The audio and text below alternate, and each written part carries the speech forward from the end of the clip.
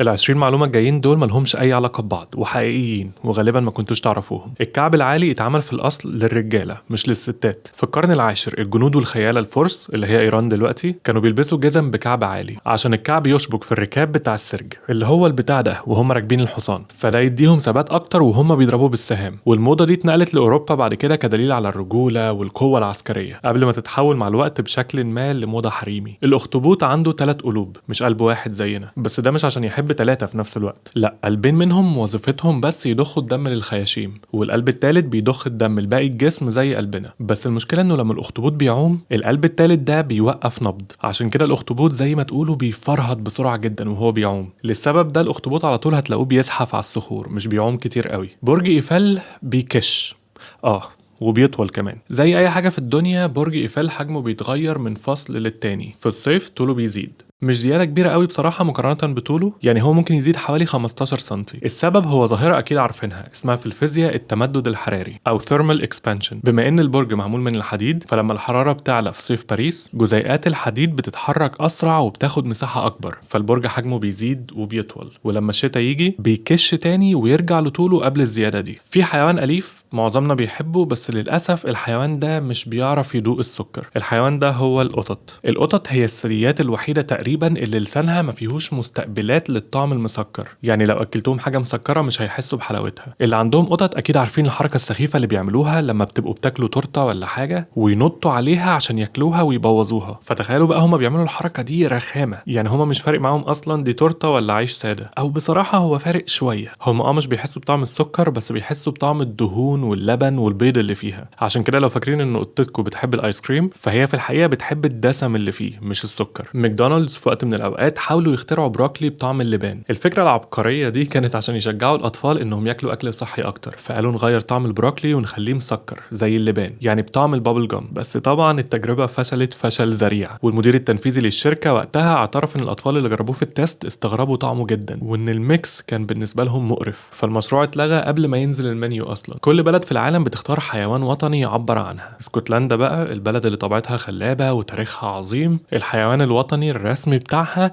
هو اليونيكورن. ايوه اللي هو الحصان وحيد القرن ده، الحيوان الاسطوري اللي مش موجود في الحقيقة. عارفينه ده اللي بيبقى في الافلام بس وعلى اللانش بوكس بتاع البنات في المدرسة. هم اختاروه لانه في الاساطير القديمة كان بيبقى رمز للنقاء وللقوة، وعشان كانوا بيعتبروه الحيوان الوحيد اللي يقدر يهزم الاسد اللي هو رمز انجلترا عدوهم بتاع زمان ده. والبلدين دول على فكرة قصتهم قصة مع بعض، بفكر احكيها في فيديو، قولوا لي لو مهتمين بيها. سمك القرش من الحاجات اللي طول عمري بخاف منها من وانا صغير، بس عمري ما شفت واحد على الحقيقة لحد دلوقتي الحمد لله طبعا. ومش انا بس، متهيألي كل اللي بيتفرجوا على الفيديو نفس الكلام. بس عارفين ماكينات البيع الآلي اللي هي الفندنج ماشينز اللي هي بتدخلوا فيها الفلوس وتطلع لكم شيبسي وبيبسي؟ دي بتقتل ناس في السنة اكتر من اسماك القرش. الاحصائيات بتقول ان الناس اللي بتموت بسبب ان المكن ده بيقع عليهم وهما بيحاولوا يهزوه عشان ينزلوا الحاجة اللي اتعلقت جواه عددهم اكبر بكتير من اللي بيموتوا بهجمات القروش. يعني وانتوا بتشتروا الريد بول بتاعكم خلوا بالكم انتوا في خطر اكبر من خطر القرش وانتوا بتعوموا في البحر. لا بس بجد فعلا ما تهزوش المكن، لما تعلق كلموا حد يجيب لكم الحاجه اللي علقت جوه. عايزكم تخمنوا ايه هي اكتر شركه بتصنع اطارات سيارات في العالم، اللي هو العجل بتاع العربيه. لا مش شركه ميشلين ولا بريدجستون. اكتر شركه بتصنع اطارات سيارات في العالم هي شركه ليجو. ايوه شركه المكعبات دي اللي بتتركب على بعض. الليجو بتنتج سنويا اكتر من 300 مليون اطارات سيارات للعربيات اللعبه بتاعتها، وده بيخليها رقم 1 في العالم من حيث عدد العجلات المنتجه، حتى لو العجل ده ما بيركبش غير العربيات بلاستيك قد كف الايد. لكن لو بنتكلم عن اطارات العربيات الكبيره العاديه فميشلين وبريدجستون هم اكتر 2 فعلا في العالم بيصنعوه. حيوان الكسلان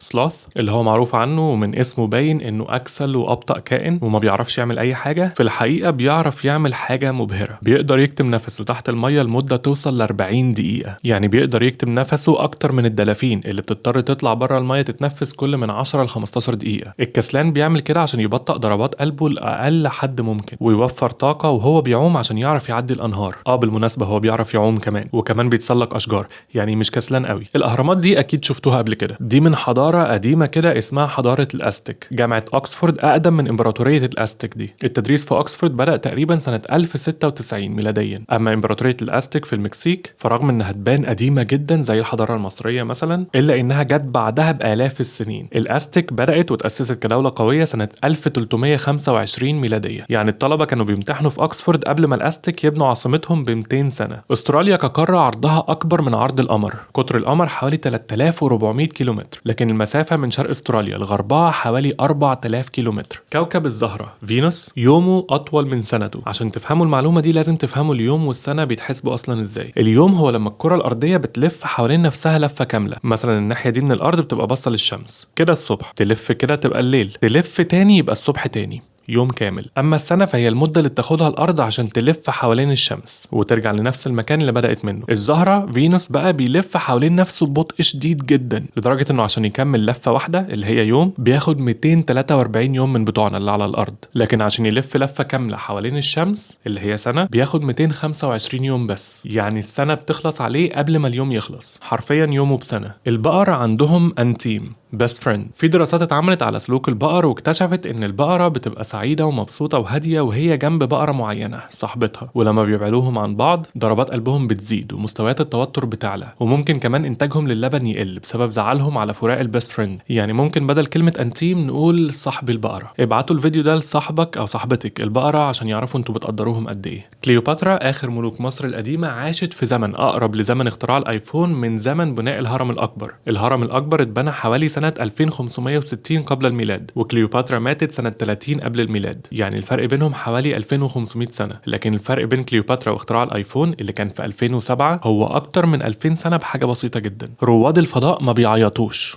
هما طبعا بيحسوا بالزعل عادي، لكن بسبب انعدام الجاذبيه الدموع مش بتنزل على خدودهم زي ما بيحصل على الارض. الدموع بتتجمع وتعمل كره ميه كبيره بتلزق على العين، وممكن تضايقهم جدا في الرؤيه لدرجه انهم بيحتاجوا فوطه عشان يمسحوها. عمركم لاحظتوا ان الكاشو هو المكسرات الوحيده اللي عمرها ما بتتباع بقشرها؟ الفستق، اللوز، البندق كلهم ممكن نشتريهم بقشرهم عادي الا الكاشو. السبب ان قشر الكاشو فيه ماده كيميائيه حارقه وسامه اسمها يوروشيول. الماده دي بتعمل حروق والتهابات في الجلد، عشان كده الكاشو لازم يتقشر ويتعالج بالبخار بحرص شديد في المصانع عشان المادة دي تروح ويبقى آمن للأكل قبل ما يتباع. وكمان الكاشو بينمو متعلق كده تحت فاكهة تانية خالص اسمها تفاح الكاشو، وهو على فكرة قصته كبيرة قوي، محتاج برضو أعمل عنه فيديو لوحده. الأناناس غالي مقارنة بالفاكهة التانية، بس زمان كان أغلى بكتير، كان غالي لدرجة إنه كان بيتأجر زي بدل وفساتين الفرح، ده لأنه كان رمز للثراء الفاحش. وفي القرن ال17 وال18 في أوروبا الأناناس كان فاكهة نادرة جدا وصعب زراعتها هناك، فكان سعر الواحدة بيوصل لأرقام خرافية ما يعادل مثلا 8000 دولار بفلوس دلوقتي، وعشان كده الناس الاغنياء بس هم اللي كانوا بيقدروا يشتروه وياكلوه. اما الناس بقى اللي عايزه تبان غنيه بس مش معاها ثمنه كانوا بيروحوا ياجروا الاناناسه بالساعه او باليوم. كانوا بياجروها عشان ياخدوها مثلا معاهم عزومه او حفله ويمشوا بيها كده في الشارع كنوع من انواع المنظره والبرستيج، وبعد ما الحفله تخلص يرجعوها تاني للمحل عشان ياجرها لحد غيرهم. الفار بيغير، قصدي انه بيضحك لما يتزغزغ. علماء الاعصاب اكتشفوا ان الفئران لما بتلعب مع بعضها او لما حد بيزغزغها بتطلع صوت زقزقه التراسونيك، وده نوع من انواع الضحك عندهم تعبيرا عن الانبساط. طبعا احنا ودننا مش بتسمع ترددات الالتراسونيك دي، بس باجهزه خاصه العلماء قدروا يسجلوها ويسمعوها. فالمره الجايه اللي تلاقوا فيها فار في البيت انتوا عارفين كده هتعملوا ايه. كلنا عارفين ان بصمه الصباع مميزه لكل واحد فينا، بس تعرفوا كمان ان بصمه اللسان مميزه جدا، ومستحيل تلاقوا اتنين عندهم نفس شكل اللسان وتوزيعاته. يعني نظريا ممكن الموبايلات في المستقبل تفتح بانكم تلحسوا الشاشه بدل ما تحطوا صباعكم او وشكم.